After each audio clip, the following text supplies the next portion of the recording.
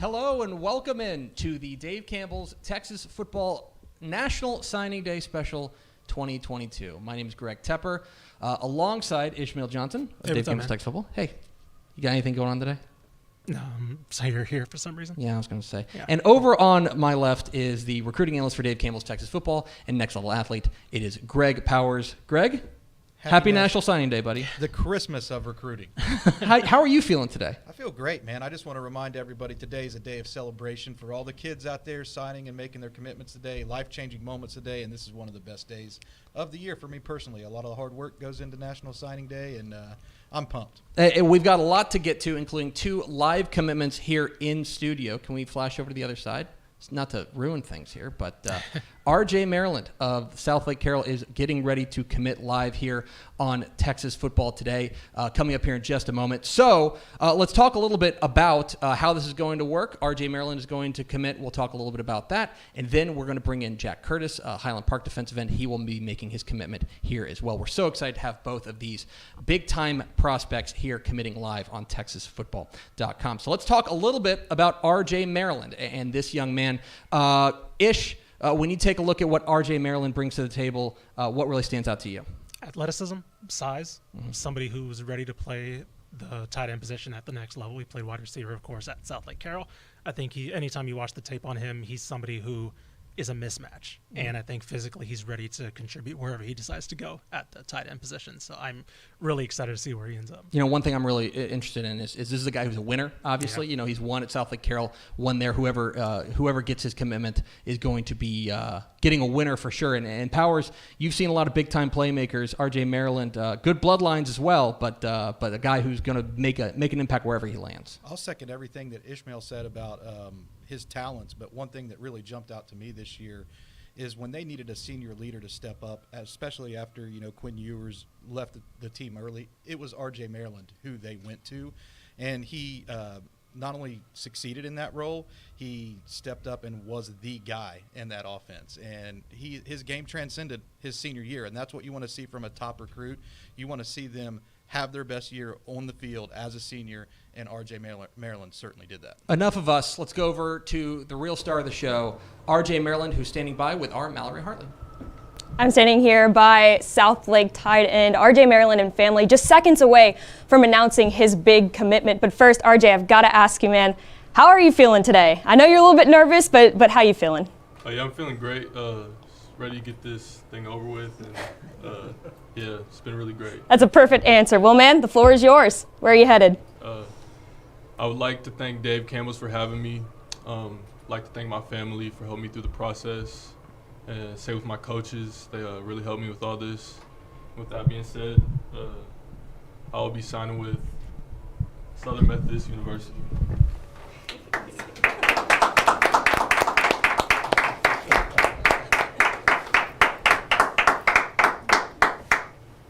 Man, that's really awesome. RJ, I'm going to ask you a couple questions now, all right? You're standing here next to your dad, Russell Maryland. You know, he played football for the University of Miami, which is the other hat right about there. So tell me, what were the factors that went into your decision between you choosing SMU over Miami? Oh yeah, it's the better school for me, in my situation. Yeah, just starting my own legacy. Absolutely. And Russell, over to you. You know, you've watched your son grow up and fall in love with the sport that he is now playing at the next level. What does it mean to you to be standing here right next to your son on this special day? It means everything. I mean, I've seen him from when he was born. He had the Carroll Dragon helmet on, and I remember the times we were outside throwing the ball back and forth, and his flag coaches here, his high school coaches are here, and just. It's really a great feeling. I appreciate all you guys for hosting this. I'm very proud of him, and now it's time for him to do his thing and create, as he said, his own legacy. So it's a great day. Absolutely. Well, congratulations, RJ, and we wish you all the best of luck in your next endeavors. Tepper, back to you. All right. How about that? RJ Maryland heading to SMU. I don't think there's any two ways about it. A coup for Rhett Lashley and company. Oh, 100%. You look at some of the tight ends that have come through that program, Grant Calcaterra last year, and then under Rhett Lashley, Kylan Granson before that. That's a guy that's a program that's pumped out tight ends, obviously with a new head coach now. But I mentioned Kylan Granson, somebody who's in the NFL now, who's going to be a breakout player.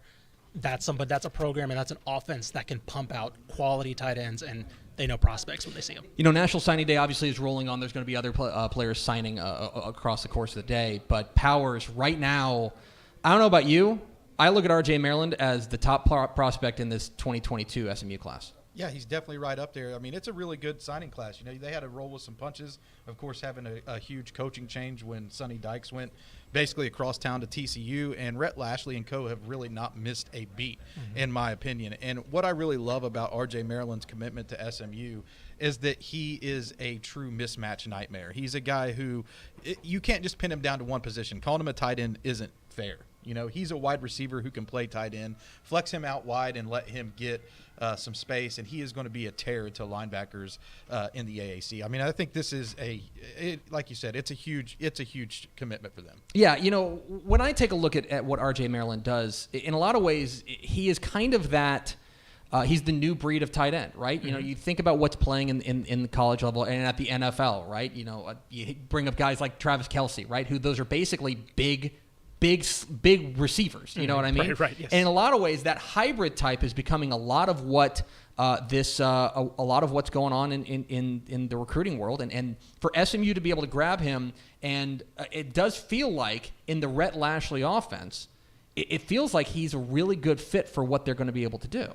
Yeah, I agree 100%. And you saw his highlights roll right here. He makes tremendous one-handed catches, and what he brings to the table, I think that you really have to put into context is that he's a red zone weapon, right? Mm-hmm. He's a guy that you can rely on to make a big play when they need a touchdown, when they're in a scoring opportunity. This is a guy who can get the job done, and those are the guys that you need. I mean, red zone efficiency is probably one of the most integral components to college football, and I think R.J. Maryland will give that Mustangs offense a key component there. One other thing, Ish, that stands out to me about R.J. Maryland's game, and I go back to something that I said before he committed, was you talk about pedigree and you talk about a winner. Obviously, being the son of a college football Hall of Famer and a number 1 overall draft pick, and Russell Maryland helps. But I think it also, you go back to what he was able to do at Southlake Carroll and playing at a program that has played at the state championship stage, that's played big games.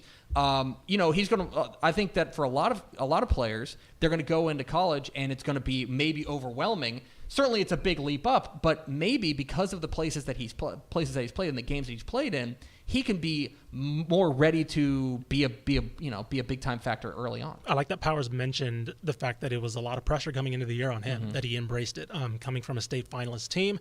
Losing, of course, we mentioned Quinn Ewers, but also Brady Boyd was a big receiver for them last year. He stepped up into that wide receiving core. And, anytime you lose 2 Division I FBS talents and you have to step up, that's a lot of pressure on you. And he did it with flying colors, and like Powers said, had a breakout year. So, all right, let me ask you, Powers, about, because Mallory kind of asked the question over there. The other option was Miami. In Miami, obviously there's bloodlines there with Russell Maryland. Is this a surprise to you? Is this coming in now? Now that we know that R.J. Maryland is heading to SMU, did that come as a surprise to you? Well, he was a one-time Boston College commit too.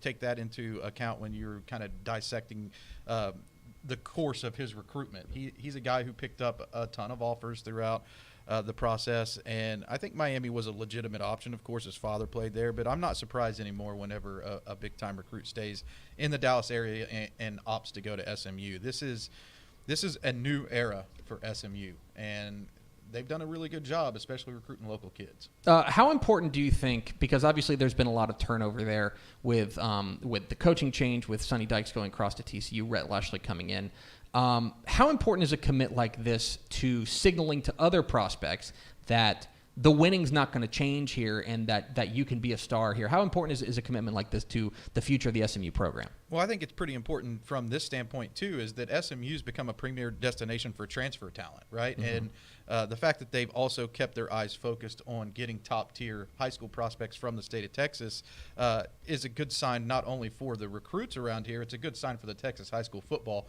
coaching community who wants their kids to go to a program like an SMU. They haven't abandoned high school recruiting, and I think that's key for SMU as it moves forward because they're able to get good talents and mix them in with key components in the transfer portal, and I think that's going to put a successful product on the field, and that's why that they're going to continue to rack up W's on Saturdays. Let me ask you, Ish, is this a guy, Powers mentioned that SMU has gone into the transfer portal a lot, especially, you mentioned Grant Calcaterra, a guy that came in through the transfer portal at the tight end position.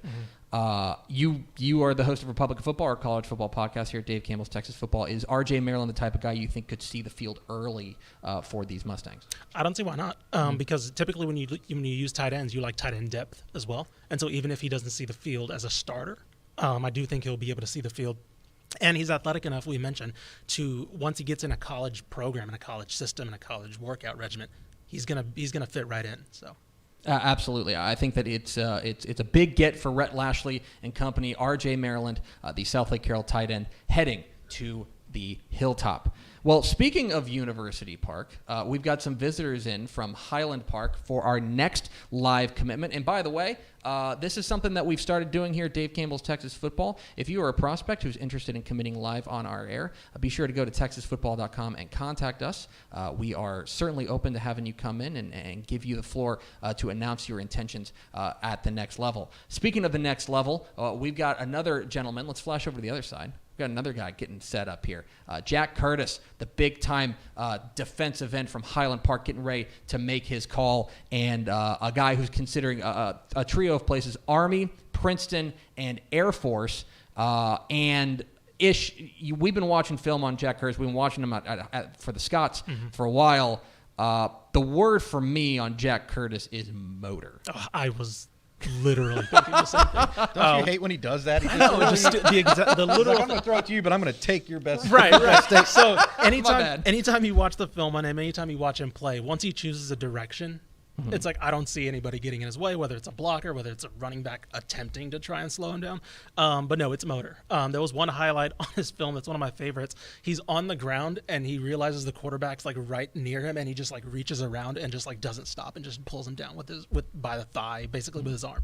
It's great. He's a very fun player to watch, and we talked about somebody who's used to winning with R.J. Maryland. I mean, coming from a program like Highland Park, there's no reason not to assume that Jack Curtis is pretty used to that too. Same thing to him. Powers, you and I were talking a little bit before the show about Jack Curtis and what he brings to the table, and you had some really high praise for this young man. Yeah, I love him. I think that he's a tremendous defensive talent. I think he's one of not only the state's top. You hate to say the word sleeper, but he is a guy who could play for any program in the country, in my opinion. That's just how I seen it. And one thing that I love about Curtis's game is that we've kind of seen him grow up before our eyes. Each year over year, he's continued to get better. And his senior season, he was, really hitting his peak of performance and added some nice pounds to his frame as well. And that really showed through on tape to me. His motor runs hot, as you guys mentioned, every snap. He's a guy who takes no plays off. And when I talk to college coaches, there are a lot of the guys out there who have a 3-minute highlight reel that's pretty good. Pop in the game tape of Jack Curtis. His game tape is tremendous, and that's what college coaches get paid to evaluate, and this is a guy who takes no plays off. All right, enough of us. That's enough of us talking. Let's send it over to Jack Curtis to make his commitment. He is standing by with our Mallory Hartley. I'm now standing here right next to Jack Curtis, Highland Park defensive end, and his family, just seconds away from hearing where he's going to spend the next couple of years of his life. Now, Jack, I have to ask you, man, how are you feeling in this moment? Yeah, no, it's definitely an exciting time. The recruiting process can be, stressful at times, but definitely excited, like RJ said. I don't know if getting over it is the right word, but, just picking a school and, putting my heart and soul into a college football program, fulfilling a lifelong dream of playing college football. Absolutely. It's a very surreal moment. And now, without further ado, floor is yours. Where are you headed? All right. First, I'd like to thank my parents here, my family, for supporting me every step of the way. And to my coaches at Highland Park, none of this could be possible without y'all. Y'all have made me a better person, football player, and man. And to my friends back home as well, hopefully watching this, y'all through every step of the way too, every fan, teammate, y'all are all awesome. But that being said, for the next 4 years, I'll be committing. United States Air Force Academy.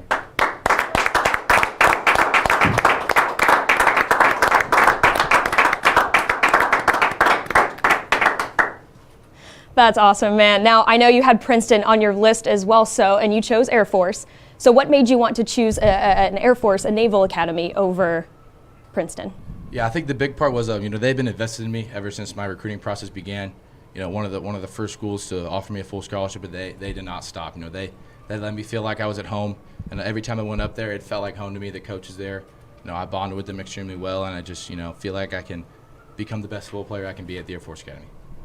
And over to you, Mr. Curtis. It's been such a long process. Your son's been playing football for so long, and now you're finally sitting here with him on his special day. What does that feel like?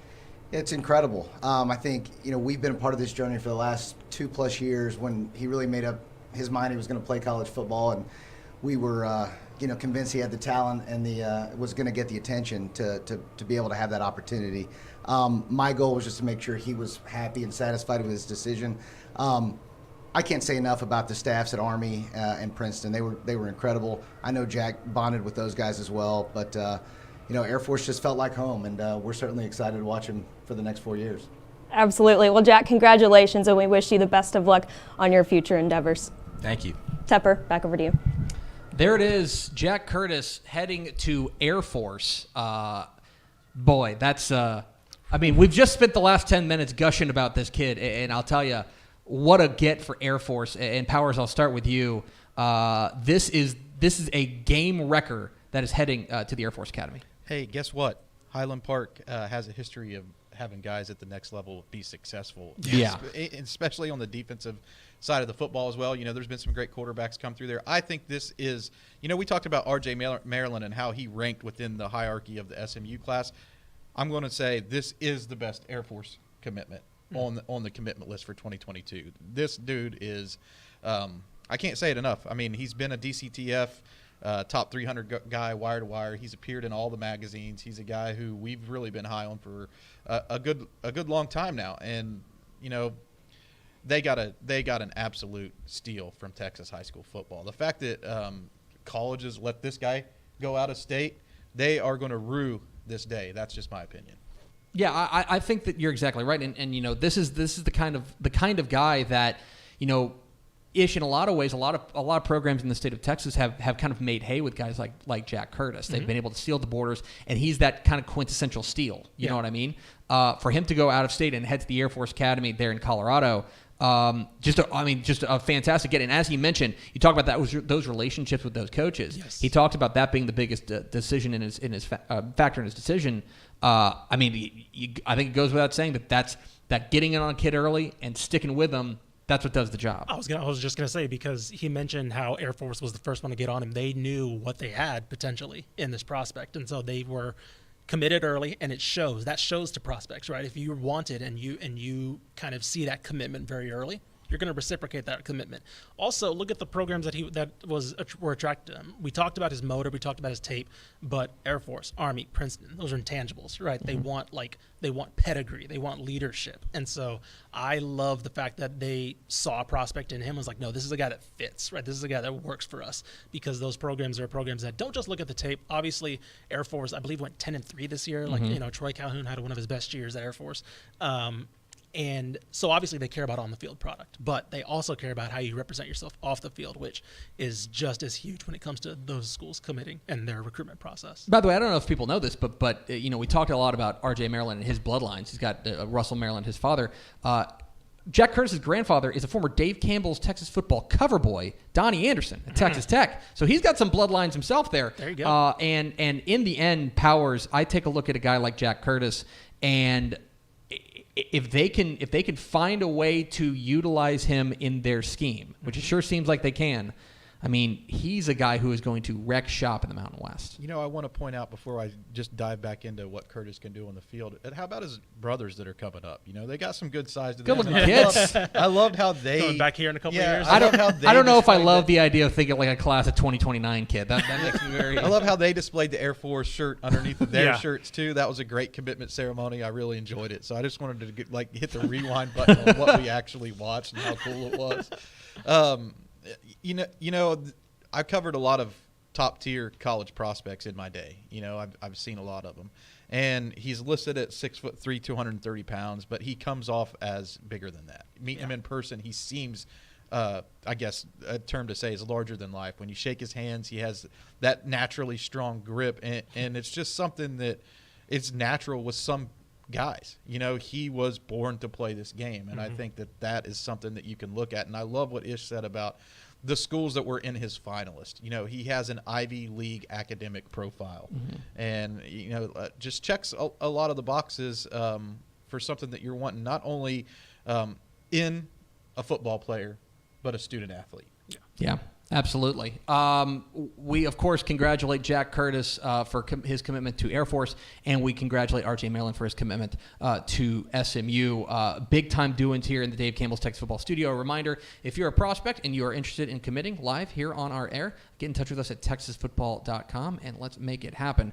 All right, Powers, I would be remiss if I didn't, before we go off the air, today is the biggest day in recruiting, even though it's lost a little bit of its luster because of the early signing period, not as much as it used to be, not as much as the fire drill it used to be. Yeah. But what do you have your eye on for the rest of the day on National Signing Day? Well, National Signing Day is trying to make a resurgence. This NIL stuff has really kind of changed it, and I think fast forward in a year, maybe it's a little bit of a different story heading into the true National Signing Day in February.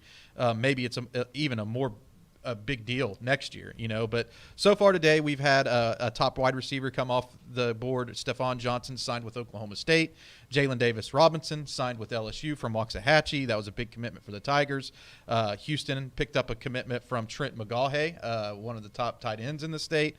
So there's a lot of moving parts going on right now. But the two guys that you really want to keep an eye on this afternoon are Harold Perkins. In between the 1 and 2 o'clock hour, will be making his announcement between Texas A&M, LSU, and Florida at Cypress Park High School. And then around 4 o'clock, 3 or 4 o'clock, you'll have Devon Campbell, Arlington Bowies, the number 1 rated offensive guard in the state, will be making a decision between Texas and Oklahoma. Those are the top 2 guys to watch as we, fast forward to the afternoon time of National Signing Day. Ish, what you got your eye on here for the rest of National Signing Day? The transfers. This is the big day where usually a lot of the big transfers come off the out of the transfer portal. Obviously, they can commit usually any time, but a lot of them like to get in before spring camp. One that just came down that I got word of that was coming: B.J. Foster to Sam Houston. Wow. That is a huge coup for Sam Houston, who's stepping up to Conference USA in a couple of years. And actually, I don't know if they're transitioning this year. I think they're in their transition year. I can't remember. Regardless, B.J. Foster's a huge get for them. So those kind of announcements that aren't necessarily seen coming right now, that was kind of a big surprise when they landed somebody like that. National Signing Day, a massive day across the nation, and especially here in the state of Texas. And we will have you covered at texasfootball.com. We do appreciate RJ Maryland, new SMU commit, and Jack Curtis, new Air Force commit, stopping by and letting us share in their special day here on texasfootball.com. And we appreciate you for spending a little bit of your day with us. We will be back tomorrow. Reminder, tomorrow is another big day. I got to go home and sleep. It's UIL realignment. We will have our UIL realignment show starting at 8:50 a.m. tomorrow morning, live on TexasFootball.com, Facebook, YouTube, Twitch, and Twitter. So make sure you tune in for that instant reaction to the biggest day in Texas high school football tomorrow morning. That's going to do it for us. Thanks for spending a little bit of your day with us. Congratulations again to RJ Maryland and his family on their commitment to SMU, and to Jack Curtis and his family for their commitment to Air Force. For Mallory Hartley, for Greg Powers, for Ishmael Johnson, and Ashley Pickle, I'm Greg Tepper. I don't have the trophy. Oh, I do. Vince Young, please come get your Player of the Year trophy. We'll see you tomorrow for UIL Realignment Special here on Texas Football Today.